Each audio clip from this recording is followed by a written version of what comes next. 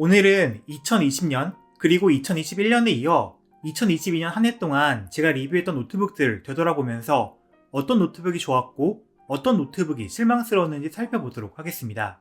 올 한 해는 인텔, AMD, 그리고 애플에서 전부 차세대 랩탑 CPU를 발표하면서 노트북 CPU는 업그레이드가 되었지만 랩탑용 GPU는 2021년과 마찬가지로 지포스 3000번대, 라이젠 6000번대가 사용되었습니다. 그러다 보니까 올 한 해는 게이밍 및 고성능 노트북보다는 주로 업그레이드된 울트라북 위주로 리뷰를 진행하게 됐네요.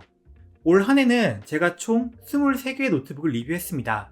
2020년 26개, 2021년 24개의 노트북을 리뷰했던 것에 비해서 조금 줄었지만 리뷰한 노트북들의 평균 단가는 훨씬 높아졌습니다. M1 Max 맥북 프로 16도 리뷰했고 제피러스의 고급 라인업들, 그리고 델과 HP의 프리미엄 울트라북들 등 비싼 노트북들을 많이 리뷰를 했죠. 그리고 리뷰한 노트북 23개 중에서 업체에서 대여한 노트북은 1개, 나머지 22개 노트북들은 다 제 돈으로 구매해서 리뷰했습니다. 돈은 많이 들었지만 그만큼의 가치는 있었던 것 같습니다. 그러면 2022년 최고의 휴대용 노트북부터 꼽아보겠습니다. 제가 리뷰한 노트북들 중 후보는 요가 슬림 카본 14, LG 그램 16, 그리고 M2 맥북 에어입니다. 첫 번째 후보 요가 슬림 카본 14는 세잔 CPU와 MX450이라는 한 세대 전의 스펙을 사용하고 있지만 가볍고 컴팩트한 디자인과 좋은 디스플레이, 스피커 등 종합적으로 보면 울트라북으로서 아주 좋은 능력치를 가지고 있습니다. 실제로 지금 제가 자주 사용하고 있는 노트북이기도 합니다. 두 번째 후보 그램 16 RTX 2050 버전은 최초로 외장 그래픽이 달린 그램 모델로서 초경량, 대화면의 크리에이터 노트북으로서 사용할 수 있는 포텐셜이 있는 제품입니다만 발열 문제와 스피커 너프 등 단점도 명확한 노트북입니다. 그리고 마지막 M2 맥북 에어는 M1 맥북 에어에 비해서 생각보다 큰 성능 향상이 없었다는 점이 아쉽지만 뛰어난 전성비와 애플의 최적화를 통해서 펜리스 구조에도 높은 성능을 낼 수 있다는 건 여전하고 뛰어난 디자인과 전반적인 완성도는 애플이 노트북 시장에서 점유율을 크게 올릴 수 있었던 원동력이 되었습니다. 저도 이건 계속 가지고는 있습니다만 저는 맥OS 자체에 아직까지도 그렇게 큰 매력을 못 느끼는 사람이라서 정작 자주 손이 가진 않더라고요.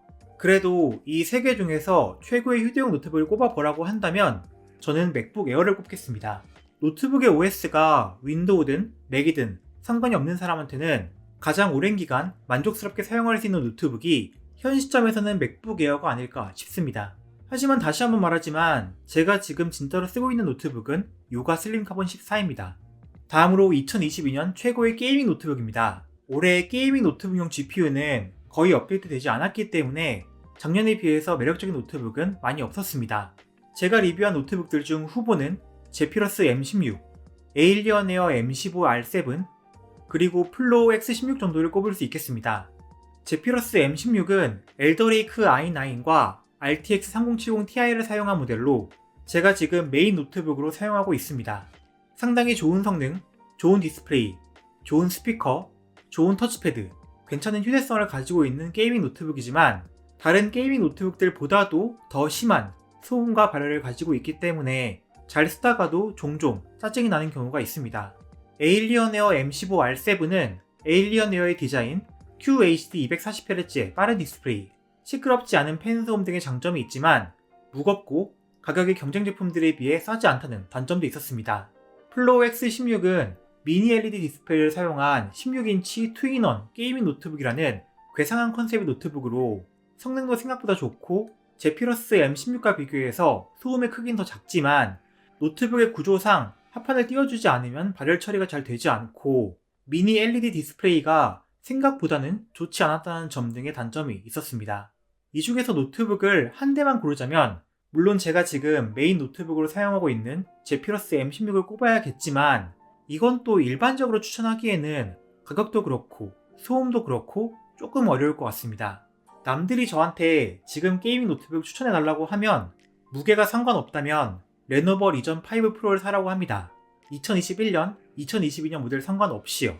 검증된 성능과 쿨링 능력, 솔리디한 디스플레이와 키보드 등을 가지고 있고 무겁고 투박한 걸 참아준다면 가장 가성비도 좋고 균형이 잡힌 게이밍 노트북이라고 생각해요. 근데 애초에 2023년 전반기에 신형 그래픽이 달린 노트북들이 출시를 시작하기 때문에 지금 시점에 3,000원의 노트북을 사는 건 큰 폭의 할인이 없다면 그렇게 권유하지 않습니다. 그럼 마지막으로 2022년 가장 실망스러웠던 노트북입니다. 제가 리뷰했던 노트북 중에서 후보는 플로 Z13, 스위프트 엣지, 그리고 MSI 크리에이터 M16입니다. 일단 플로 Z13, 에이수스의 투인원 게이밍 태블릿이죠. 이 제품은 공학적으로 매우 잘 만들어져 있고 매니아층에 있는 것도 알고 있습니다. 하지만 키보드 커버까지 하면 1.5kg이 넘는 13인치치고 아주 묵직한 무게, 태블릿으로서 치명적인 짧은 배터리 타임, 데스크탑 대용으로 생각하기에는 교체 불가능한 램과 한 개밖에 없는 M.2230 SSD 슬롯 등 재밌는 물건이지만 솔직히 모든 면에서 애매한 물건이라고 밖에 전 평가할 수 없는 물건이었습니다. 다음으로 스위프트 엣지, 라이젠 램브란트가 들어간 16인치 초경량 4K 올레드 노트북이라서 기대를 많이 했는데 전원 연결하고 평상시에 쓸 때 노트북의 팬 소음이 이상하게 컸고 6850U 프로세서는 18W급 낮은 전력에서는 제 성능을 내지 못한다는 걸 확인할 수 있었습니다. 4K 올레드 디스플레이라는 돋보이는 장점이 있긴 하지만 그 외에는 그램 대신 이 노트북을 선택해야 할 이유를 찾지 못한 노트북이었죠. 마지막으로 MSI 크리에이터 M16입니다. 사실 앞에 두 개 노트북은 각각 분명한 장점들이 있고 남들한테 사지 말라고까지는 얘기하지 않는 노트북이었지만 얘는 그냥 절대로 사지 말아야 할 노트북입니다.